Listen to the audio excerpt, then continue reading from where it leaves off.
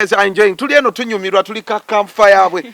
I'm enjoying Lydia and boss jump at them. I'm going to script all of this by the way. Abamte bajifunye. But I will script it. Lydia olabye kumbozi yaba producers and tuba tuzalero twagala kulaba ngeri je tukwatagana. What is your experience with the Munnamawulire gwe? So far, not so bad. Actually, so far good for me. Honestly, if you know Lydia Jazmine, you know si muntu wa katemba mungi, si muntu wa drama. Oshagala nsentino ojja kunsanga nga nkwatagana n'abantu bangi. Duli wayombagana ko gwe wayombo ba kuyomba. You had a confrontation ne Ibra. And I think Mr. Semakula gamba nti Ibra attacked me. And I posted about it. Sayomba. They can actually bring back that post and you see. In fact, I did it with the help of my PR. Kubanza simalaga ebintu ngebye bili sensitive. Topalaga wandiko buli muyimbi wetaaga omuntu mu nsonga ngezi. That's where artists go wrong. Otekamu emotion, otekamu bawo oba onyizo so okola anything. You can react anyway in any way. So you need to have someone professional say okuteminga where you oleme kola answer because mistakes are human. Exactly. So what had happened exactly then? So this is a person who goes on TV and talks very, very, very bad things, sensitive things. Actually, ebintu nza never come out. Kwa fena batogera ko waba oli mubuno obulamu banange. You have to be talked about. Or not chikiriza because you oja mubuno obulamu ngokimanyi. You have to encounter such. But this was beyond. And we actually got to an understanding to waliwo church pushing, waliwo people behind that and everything. So we had to show nafe try to know kuvayo to again you know what, this child crossing a limit. You have to you have to apologize. This was wrong.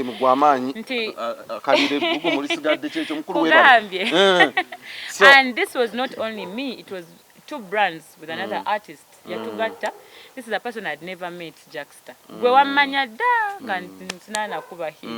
This is a person who I've never met.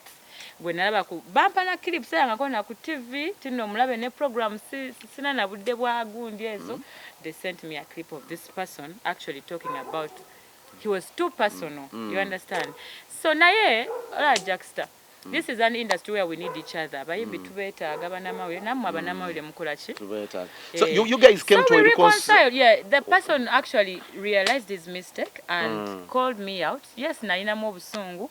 That's where people like Mr. Semakula among others bayingiramu ne bangamba Lydia bambi guy kola ki? Remember the guy actually when I met him, he was truly sorry. And abantu bakimanyi out there ekintu kye bayita sorry. Chinene kitono bwekiti but kiri powerful kisobola okusolving ebintu bingi najja wange yebo wabo munyiziza ngokoze otakazi no era fe twamanyanga bwe tugenze mukapira tumunyiziza bwe tukoma weto njajja nsonyi we bintu nsonyiwa exactly bili ebintu bibiri nebo ogana ekyaba kita thank you mu nsene ebintu bibiri nze mama ngamba wokulanga ngomanyo gamba sorry ne thank you obula mutasobola kukola ki byagwawo ne bigenda ndaba ebintu bye mulina mu katemba muno esenga omuntu avayo nagamba sorry oba senga kiba tekigenda nawala ate ngwe baali bakujerezeeko media nkyali wa mukisa tebanaba kukolayo kintu kiri sensitive badde nkyali wa mukisa naye nga lwaki kukera ku makyakola byolina okukola basically omuntu ajja kufuna always kyayogerako so ebiseera ebisinga muwe ekyokwogerako nga kiri fine. Kakati, how can we forge the way forward between us, the Munnamawulire n'abayimbi, because twetaaga each other. I'm keeping this as one of those topics through this week. Kuba nina okukkiriza shono wenagwerako by the end of the week. Tugenda ba tuli friends. Kwegamba, how do we forge a way forward? Tulina kuyigira ku bantu abali bayiseeko ko mu nsonga ne Munnamawulire. For instance, her in particular. Ogenda kulaba nti ebintu byali soft ne bigwawo. Ate ogenda kulaba ne parties zonna ezaali involved like Munnamawulire yasinga okuteeka like yali mu nsonga eyo nga amovinze on interviews n'abantu abalala zikola nga tetuzeemu kulira that element. Ne kati nsogenda ku interview ye wampita. Era in fact yampitako naye nali busy. saliwo. So you're that good. Yeah, So I mean that is very simple. When you say sorry, we all make mistakes. But the challenge is the fear Munnamawulire oba gye balina nti tugenda kutuuka ekiseera nga ba Artin ne Lydia mutu intimidatinga. Tutya. Buli we tunayogera ekitabasanyusa will become a problem. Olaba nga bwe nabadde nkugambye nze Jaxta. When you're in the entertainment industry, there are things you can't avoid, like being talked about. If you don't want to be talked about, then you cannot handle it. You are in the wrong industry. Naye waliwo omuntu bwa crossing a limit. Honesty ng'olaba bambi. Kingi kiseemu. Nsoli omusajja ayogera ku baana be sinnazaala. Okitegeera ate nze njagala abaana bwo bomanyawo ntabuka. Mpozi tonnazaala baana. Naye mbalina bangi bendabirira. Ndaba ng'oli ku kaana kange sisa akiteekinga ekyo. Oba nova n'oyogera ku mama wange. Oba maybe noli ani oyesi yanyiga because of things like that. I don't know if there was family or what. I don't really know the whole story. But when you cross over to nze vumanze batuvuma emeka Jaxta. Buli lunaku buli kaseera olina yogera kyayagala buli omu nayogera kyayagala. Si bituufu. But I mean that is the industry and you can't avoid that. What do we add? Zino show byetwogera kiki ezigatta kumwe. Kyembadde ngenda okuddamu because I told Artin to go first. For me my point is senga Munnamawulire bamanya nti ne bw'oyogera ekirungi ku Jazmine kisobola okukukolera. You don't always have to beat. Nice. You don't always have to take the negative side of her because I mean I'm also human. I make mistakes. Sidi Katonda, I'm not a god because I'm a celebrity or I should be what? I'm living my life. I'm an entertainer, but then I have a life to live. So, never Jaxta, Racho Badomino, Jaxta nakumanya da. Why? Because you try as much to be positive. You try as much. Kale ya omulimu gosolo kukola ki you know, but I've not seen you cross any limits. I've not seen you okitegera n'abalala bangi bemmanyi ababaddewo ogenze n'omugana Jaxta sebo twaja tuli bakulu nnyo omanyi tugenda tukola gino emirimu nga abalina emyaka 4 batulaba because I started the show nga waliwo yalina 4 ndaba kati I've spent 10 years ali mu 5 nawuza naye alowooza nange ndi mu 5 nga I was young. He was very young and I remember you had like a girlfriend bakakyali and he told me he wanted to propose okumanya ngawo nina kayimba kyawo awo twalina kasemwe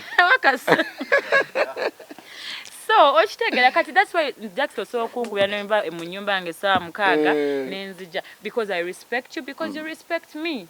There has to be respect, there has to be boundaries. Lydia nga tumaliriza ekibuzo ekiri you're too beautiful, you've made it all, you are on top, but one thing kiki temwagala kufuna basajja ngoma yacho basina musajja. Do you have? Do I have to show my money? Yes. Anti kati olaba. Kiswaza. Mwamanyira mbu buli muntu abeerawo nga ali ku social media. No, but we've seen it. Gondi tatulazo omusajja we prima. Your friend. She chooses. That is what she wants. I might choose as well to be private. My relationship. Okay, time can come nenjagala okikola ki okubalagira bwe kibaawo. Nenga waliye Lydia oba tuwereze proposal. Indi okay. Artin nga tumaliriza ku Lydia's music is so good. Ugandan music, what is it you have to say about when you relate to Endongo wetu sekati? How it come? Yakogera ngo mukuru bwe yayogera nti Uganda kitandise okunyumira. Kuba I mean tuli mu mbeera ng'omuntu yandisiza oluyimba. You understand? Naye tuli mu mbeera ng'omuntu ayisaawo oluyimba. And then the other thing kayinza okuba akalowoozo. Essaawa zino olaba abayimbi baffe abasinga okukola n'agenda mu diaspora n'akola. Ogenda kwekanga abantu abali mu diaspora ne basooka okutwala support from like we were exporting this love from Uganda to the Wizkid bwakera ku machana akuba otto ogenda kulaba Nigeria abasinga basooka okukulembera ne bayita ne bannaabwe.